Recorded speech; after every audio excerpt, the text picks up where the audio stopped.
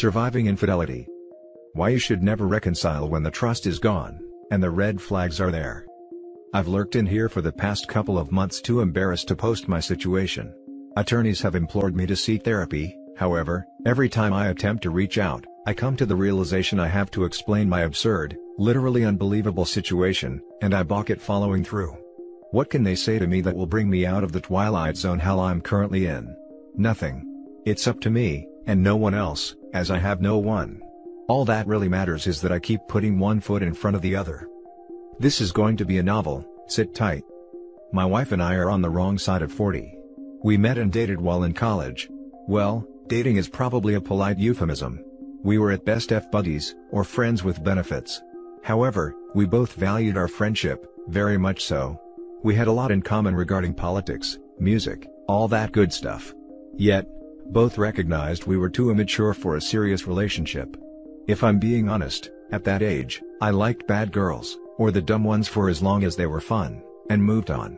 I kept nice girls I thought worthy of a relationship on the periphery, and at a distance. This also included my male friends. I'm far from an introvert, but I need my space. I've spent my entire life with trust issues due to a horrific childhood. Therefore, no claims by me that I'm perfect. Not the perfect husband, father, or man. My future wife wasn't one of the dumb ones, she was much to the contrary.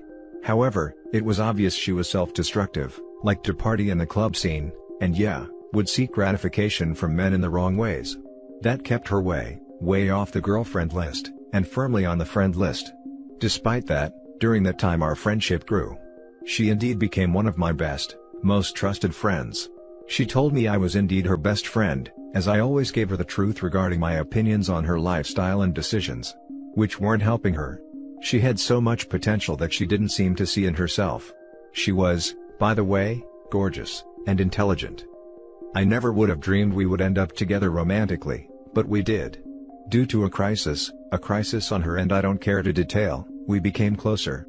I realized that, like it or not, I indeed loved her. She reciprocated, and the rest is history. Love was an emotion I had avoided or found hard to come by my whole life, but I couldn't escape it. The people I had loved in my life had also done the most damage to me. We had a lot of happy years together. It was she and I, no one and nothing else. It was us. Then, a few years into the relationship she broke the faith. She didn't cheat, yet, I became privy to information about her past, which caused me to wonder whether I ever knew her at all. It made me question whether she ever loved, respected me, or our friendship, whatsoever. Through this ordeal she trickled truth to me in the worst way. It was torturous and painful. Unraveling each lie was a new knife in my heart. It was crushing, absolutely crushing. Every fiber in my being told me to walk, and never look back. All except for my big dumb heart. I was afraid I'd never let myself love, or trust someone again. She tried to end herself, and had I not rushed her to the ER, she would have succeeded. I couldn't bear to see her suffer, and because of me, and told her we would move on from the past, together. It took years for my trust issues with her to subside. It was torture. Looking back, I don't know why I did it. Love, I suppose. Beautiful women are a blessing, and a curse. It makes me wish I had found a woman with an 11 personality, 10 body, and a 3 face. You could double bag during as in wearing one yourself in the event hers falls off, yours is still there as a safety. Anyway, you never get over knowing the person you love can look you dead in the eye, and lie to you. It's always there. And, whether you know it or not. Because of that, I don't think our relationship, or love, ever reached the potential it could have. Now it just makes me sad. Our bed life was doomed for several reasons. Partly due to her self-destructive behavior in her youth. Exacerbated even more so for the aforementioned crisis that occurred in her life, in which I had inserted myself out of our friendship. Add the devastating secret I had discovered regarding her past, and it was deader than Osama bin Laden. After she told me her feelings on intimacy, only a sadist would continue to pursue the matter. I married a damaged person, and a bit of an odd woman in many ways. I thought love and commitment could fix her, but I was wrong. We eventually had 3 beautiful children together, and a picture-perfect family. I love being a father. Coming from a broken family, I vowed to my children what happened to me would never happen to them. However, early on I learned a lesson on parenthood. My first child was still a baby. He looked at me with a big grin, then proceeded to lift his head off the floor, and throw his head back down. banging it violently against the floor. Time stood still. I watched how his bottom lip inverted in pain, and his eyes filled with tears. He had experienced pain for the first time. It was as if Gregor Clegane from Game of Thrones shoved a giant sword through my heart. I held him tight and rubbed his head, tears streaming down both our faces. What happens to them happens to you. Your emotions are forever tied to these perfect, beautiful, innocent children you've brought into this imperfect world. We can teach them, nurture them, love them with all our heart. But all we can do is prepare them as best we can, because they will experience the world. It's our job to be there when they do. So, we may guide them, console them, listen to them, be whatever it is they need us to be, so they are happy, well-adjusted, productive adults one day. I would die before ever leaving my kids. Nor would I be the catalyst for a separation or divorce. Suffice to say, I knew there was some unhappiness in our marriage. But I had assumed that despite perhaps no longer being in love, we still loved and respected one another. I know we both loved our children. We rarely fought, but from time to time, we had some blow-ups. We would get through it, and move on. I always thought there would be time to work on our marriage, and/or our individual happiness. However, the kids came first. We also had some rough and stressful times financially. There were times we were drowning. But we made it through, together. Right when it seemed like we had broken through the surface and took a big breath of air, things began to change. One day my wife informed me she had reconnected with an old friend on Facebook. The friend of an old high school boyfriend, to be exact. It turned out, he lived in the same state as we did. She told me she was going to visit him at his home. I wasn't invited. The kids weren't invited. I said, oh, do I need to worry? She scoffed at the idea, and told me she hadn't seen him in 30 or so years. I shrugged it off. She went for her visit and returned a few hours later. When I asked her how it went, she began swooning over his big and beautiful home, his cars, his boats, his property, and just how generally well he'd done financially with his life. Once again, I asked, oh, do I need to worry? She responded, oh God, if you saw him, you wouldn't worry. I really didn't give it another thought, and left it alone. That was a mistake. Not long after, she became very distant, not just to me, but to the children as well.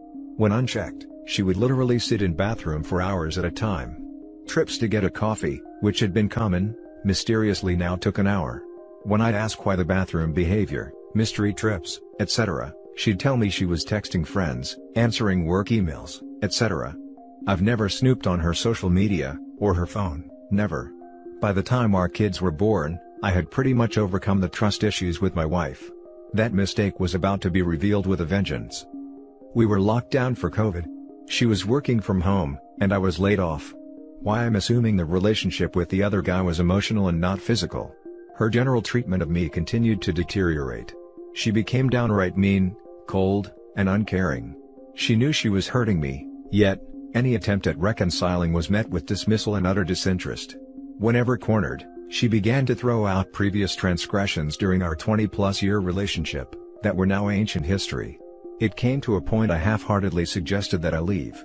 I sat on that thought for a couple of days, then informed her that I could never leave the kids, and that I still loved her. I don't remember her initial reaction to this, but I wish I did. Because it's my feeling now she was trying to drive me out, and get me to leave on my own accord. She then implemented Plan B. She absolutely blew up at me over an innocuous argument. Told me she hates my guts, wants a divorce, she had been researching how to get rid of your husband among many other hurtful things.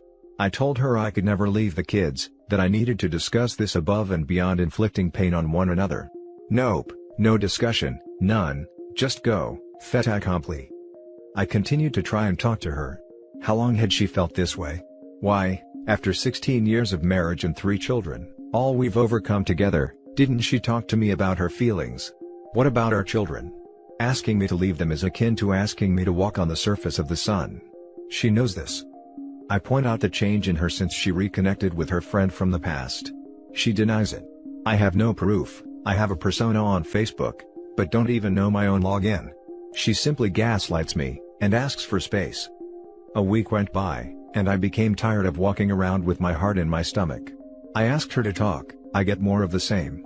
She even starts sleeping with my sons in their respective rooms. She says she's afraid of me and my anger. I corner her, metaphorically corner her, and ask her when I've ever laid a hand on her or hurt her. She goes all the way back to the day she tried to end herself. She says I held her wrists and wouldn't let her out of a room. I don't remember, frankly, but I know when she locked herself in the bathroom, she tried to end herself. So, I apparently didn't hold on long enough. It got uglier and uglier.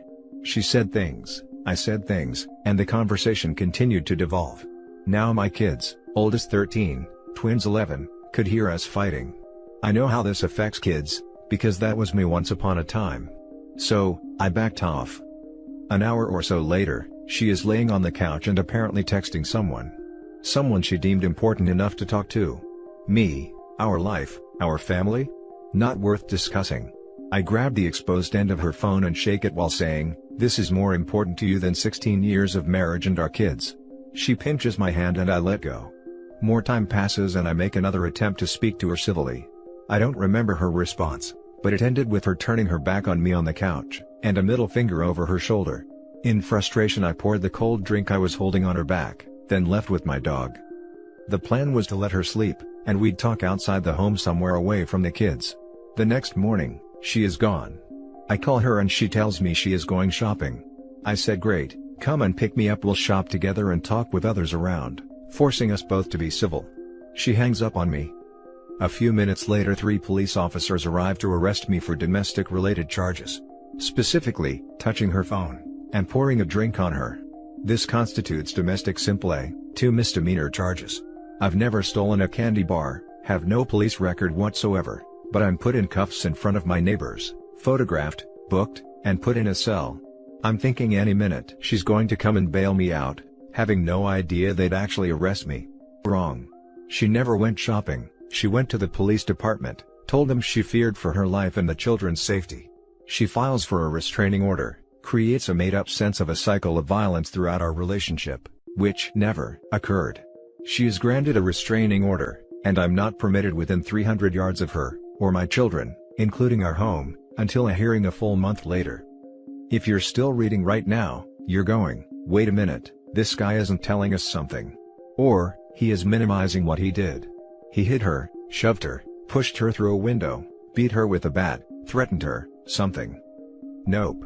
The mistake I made was talking to the police officers. They asked what was going on, I told them the truth. I think she may have another dude, possibly has narcissistic personality disorder, loves drama, can never admit fault, wants me out of the house completely out of the blue, and we argued. We're going through a bad, sad time, but as far as you're concerned, she's fine. I'd die before I'd hurt my wife or kids. They asked me about the phone. I told them I touched the phone, and not her. They asked to see where she had pinched or scratched me. I refuse and say I don't remember her doing that. Out of fear they'd arrest her.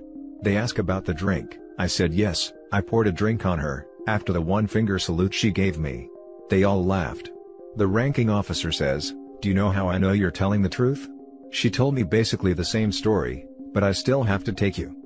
I officially enter the twilight zone. One officer stops the other from putting me in a car. He says, "Look, she's speaking enough legalese for me to tell she's spoken to a lawyer. You're still hanging onto the relationship, and she's stacking the deck against you for a divorce. I don't want to arrest you, I don't. I'm sorry, but you're going to need a good divorce lawyer." And, he wished me luck. It's a Saturday and I cannot bail myself out, because the bail bondsman only works Monday through Friday. The cops take mercy on me, call him, and ask him to come in, or I rot until Monday. During this time my wife gets the additional restraining order, then, completely wipes out our joint accounts. Several $1,000s, not all of it hers, yet totally legal. I'm left with a couple grand in a personal account. At this time, we're sharing a car, my car. As per her MO over the years, she prematurely drove her last vehicle into the ground. She is granted our only car. I bail myself out and walk home around 6 miles, in 90-degree heat. I grew up physically and emotionally abused by a brother 5 years my senior. No father in the home after the divorce, our mother working 12-hour days to now make ends meet. I was left at his mercy. Out of nowhere he'd fly into my room, beat me into submission, and often choke me with both hands while straddling me. I can remember the blackness closing in on my vision, always on his sadistic face while he bit his lip. I'd come to him bashing my head against the floor, or slapping my face, and he'd repeat the process. The physical abuse was bad, really bad. He'd leave me bruised and bloody. The emotional pain was far worse. He'd tell me how worthless I was. How stupid and ugly I was. How everyone in the new town we were living in laughed at me and thought I was a loser, etc. That was pretty much my daily existence. I would go to my mother, who would inexplicably ignore the physical and intellectual disadvantage I was up against, and simply say, "I'm too busy to worry about the two of you fighting, you have to get along." My brother would literally stand over her shoulder and laugh in my face. This continued until I grew big enough to defend myself. In the interim, I learned to box, wrestle, martial arts, you name it, I learned it. Anything that would keep me from being helpless at the whim of another human being who wanted to hurt me, ever again. In retrospect, it's very sad. However, through this ordeal, I'd finally get an answer for my brother's sadistic treatment of me, and my mother's utter lack of concern. The humiliation, abandonment, and helplessness I felt through age 10 until around 17, when I finally beat my brother within an inch of his life, is totally indescribable. The humiliation I felt on that walk home from the police department was 10 times worse. This wasn't my sadistic older brother, this was my best friend, the love of my life. The woman I had sacrificed so much of myself for, my own pride and dignity I'd fought so hard for in life. I knew she no longer loved me, but had no idea she had literally begun to hate and loathe me. You really have to hate someone to do what she had done. She took away my marriage, my family, my home, my kids, even my dog. Furthermore, blamed me of crimes and abuse in a fictional statement she wrote, in order to acquire the protection order. When I arrived, I had to call the police to escort me through my home, and was given 5 minutes in order to pack a bag to sustain me for the next month. When I bristled over a laptop she claimed was shared marital property, in front of my children, I was threatened by an officer with county jail. I will never forget the smirk on her face. My children were crying, we all embraced in a tearful goodbye. I asked them if they understood what was happening. My oldest said he thought so. I told them I did not want to leave them, made sure they understood that, and that I loved them. To behave and listen to their mother, and that they would see me soon. I was left on a sidewalk with a suitcase, with nowhere to go, and no way to get there. Rent-a-car agencies were closed. I had never used Uber. All I had in my life were my wife and kids, and at best, work acquaintances. I called a lifelong friend, someone I'm lucky if I spoke to, maybe once a year since our 20s. I'll call him Jack. Of all the friends that have come in and out of my life, to no fault of their own, it had been my inability in life to forge long-term relationships with friends.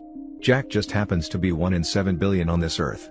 He was the best man at my wedding, truly the brother I wished I had. And, ironically, he was the man I called on to get my back when the crisis occurred in my wife's life, before we had gotten together. That crisis? She had been brutally forced by another FWB of hers. This guy was a bouncer in a club we all frequented, a really big dude. She hadn't spoken to him in months. He showed up at her door drunk, wouldn't take no for an answer, and pushed his way in. He beat and forced her in every way possible, then made her take a shower. He'd beaten her face, even bitten it. He nearly bit off her nib. Truly a sadist. Her roommate told me what happened. I begged her to call the police and go to a hospital, she wouldn't. I told her if she didn't, I'd make sure he never came near her again, but would likely go to jail for it. She still refused, and told me not to make things worse. I called Jack, and told him the basics. Like any good friend he tried to talk me out of it, but knew I'd go it alone anyway. So, he got my back like a true brother. I found him in his club, made sure he knew why I was there, and kicked the crap out of him. We fought through an army of pretend tough guy bouncers and made it out. We told them why I had done what I had, they backed off seemingly knowing their boss was a sick dude, and cancelled the call for a police cruiser. That was that. But I'd have woken up in a hospital if not for Jack. Once again, Jack had my back. But at this point in our lives, he owed me nothing, not a damn thing. But he took me in, instead of taking me to a hotel. Like I said, 1 in 7 billion on this earth, truly. For the next 4 months Jack watches me go through despair, darkness, and emotional pain I wasn't aware a human being is even capable of feeling. Let alone surviving. I went through a self-ending period, but decided I wanted to live, if not just to see my children again. It was them that saved me. I couldn't get through writing my goodbye letters to them. Other than that, I was ready to go. This just gets better. People that write Greek tragedies are going to hang themselves. During that time, shortly after I arrive at Jack's, I call a cousin. The golden child of our family, and because I was estranged from my brother, the only family my kids have left. grandparents dead on both sides, etc. He's a 7-figure-a-year international consultant, so I call him to see if he knows any attorneys in my area. He doesn't, but tells me my wife has filled him and his wife in on what has happened. What? My wife hates his wife, and generally just tolerates her. But she's already poisoning my family. Because of that, I decide to call my estranged brother, primarily because I want people to know I never laid a hand on my wife, as I have no idea what she's saying. My brother is insulted I'd call my cousin for anything. But he knows we spend holidays with them, and they're wonderful to our children. Despite knowing that for years, my brother decides to wait until now to divulge the following. That my cousin repeatedly forced him as a child. Trained him, and forced him. Hence my brother's treatment of me. My poor brother. He had confided in one person at the time, our mother. Who minimizes it to a teenager, my cousin, experimenting. My brother was 10 or 11. Huh? Still with me? I know, right? This post would take up 10 shrink appointments. Just look at the money Reddit is saving me. So, this worthless sack of a cousin has access to my kids. They've shown up at our door unannounced. He needed 10 minutes alone with my brother, to relieve me of a brother, and leave me with an abuser. I rack my brain trying to think of times he was ever alone with my kids. Keep in mind, I cannot contact my wife directly, or through a third party for any reason, unless a medical emergency. Anxiety through the roof. I don't sleep for at least 3 days worrying that she's already spoken to them, that they could show up to console her, take the kids off her hands, etc. I go to the cops in the town my family lives, and ask to speak to someone. Soon after, Officer Gump arrives. I explain the situation to him. I produce a letter addressed to the judge who signed the order of protection, explaining the possible danger my kids are in. He listens, looks the letter over, and says you need your attorney to contact your wife's attorney. I don't have an attorney, I haven't found one whose retainer I can afford right now, I'm on unemployment. He says he understands, but cannot get involved. I point out it says protect and serve right on his vroom vroom parked outside. He hands back the letter and reiterates that he cannot get involved. For clarity, I explain why I was removed from my home versus the possible backdoor and oral forcing of a child. He apologizes, and tells me to get a lawyer, and contact her lawyer. I can't believe what I'm hearing. I have a person who's friended her on Facebook send her the message. She subsequently has me rearrested for breaking the protection order. I go to county jail for 4 days to protect my kids. Later I read in court documents, that she discounts the severity of what happened to my brother, and believes I was simply trying to manipulate her. Because that's what domestic advocates tell her I'm going to do. Advocates she has in a snowbank, as well as the cops, the prosecutor, the judges. I now know she doesn't just want me out of her life, she wants to destroy me, and hurt me every chance she gets. She's succeeded. There will be no reconciliation of any sort. I will be an outsider to the lives of my children. I'm living my worst nightmare as a father. Why would I want to be with someone who could do this to me? How can the system allow this? Attorneys tell me I'm not alone. Where's the hate coming from? People ask me and I have no answer for it. 2 months later I finally see my kids in a tearful reunion. The judge lets me be a dad 1 whole day out of the week for the next year. Despite my efforts to rebut her ridiculous characterizations of our marriage, she sides with my wife. This does not encompass the criminal charges I still have to face. I've lost my wife, my family, my home, even my dog.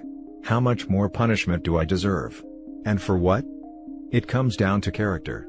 As much as I want to blame her, this is all on me. The warning signs were there. What did I do? I dumped 2 gorgeous intelligent women who genuinely loved me, for this person with a black hole where her heart should be. They both wrote me for months telling me how special I was, they'd never get over me, etc. I told them it was never them, it was me. Well, it was me, I was a freaking idiot. I wasted 20+ years with the wrong woman because I was afraid of taking the pain of losing her, when I should have walked. That secret that broke the faith early on when we had committed to each other?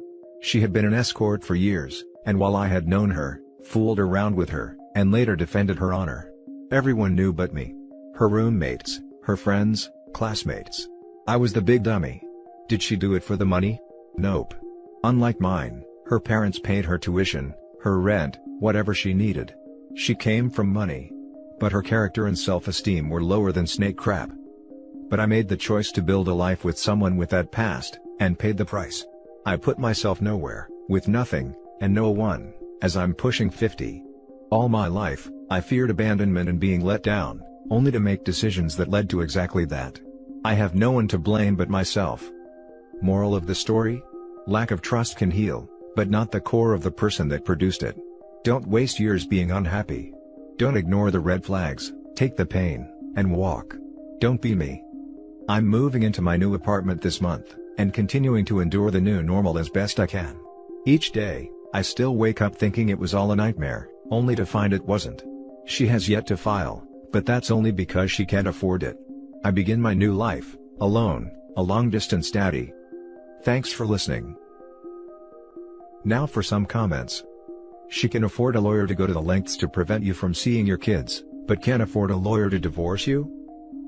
You don't need a lawyer for that, you simply need to make an allegation or claim you're in fear of your spouse, period. Why does law enforcement, judges, etc. side with women? Primarily because of the true maniacs who abuse their wives who truly need that protection. However, it doesn't stop a spouse from abusing the very system designed to protect her, by simply lying. You get your day in court, but that also depends on what you can afford for a lawyer. DV runs rampant in the impoverished communities and doesn't end the way your situation does. Rampant. Sad story, but honestly not uncommon unfortunately. Not sure where you live, but sounds like it was way too easy for her to kick you out of the marriage home. So what if you are 50? Live and learn, brother. You can still find a lovely woman who truly loves you, but now you know you always got to put yourself first, and have your ducks in a row to protect yourself. Best of luck. Why do you think everybody says, if things start going south with the wife, start recording everything? It's the only way to save your butt.